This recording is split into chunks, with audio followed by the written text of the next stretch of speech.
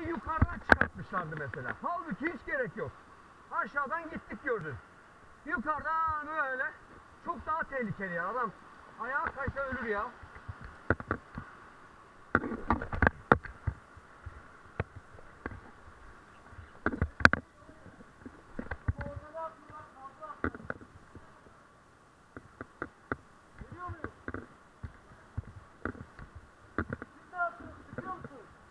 Ya bir beklesinler ama bilmiyor ki. Gerçi Hikmet abi biliyor sadece.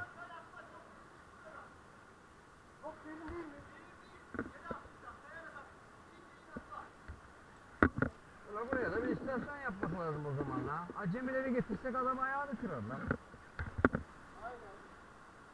Şuralara bir yerleri yapmak lazım.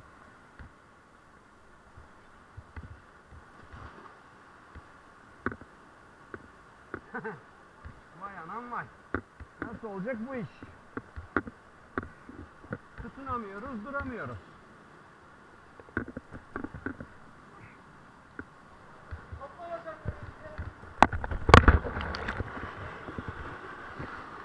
Kum altı.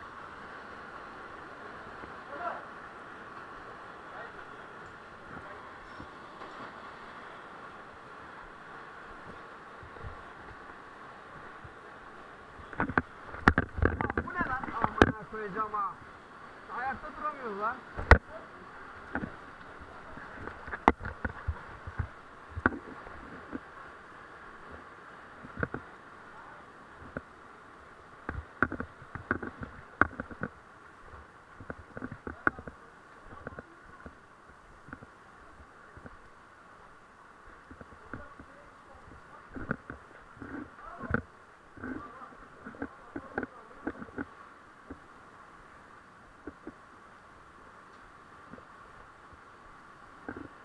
İstasyon var.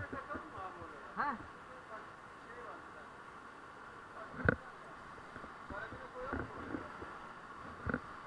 Kaldı mı kilitli karabinamız?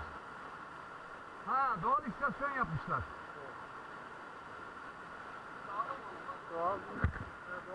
Ya kilitli karabina kalmadı. Hepsini Eskişehir'e tükettik. Verdiklerinde kalan var mı? Ver o zaman bir tane istasyon. Ha? Tak o zaman ya.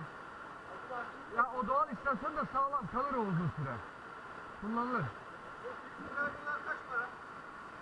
Valla toptan 2.75 bile bir aldım. Ama paslanmaz değil o. Paslanmazda da 10 lira. Paslansın yani. Gerek de yok.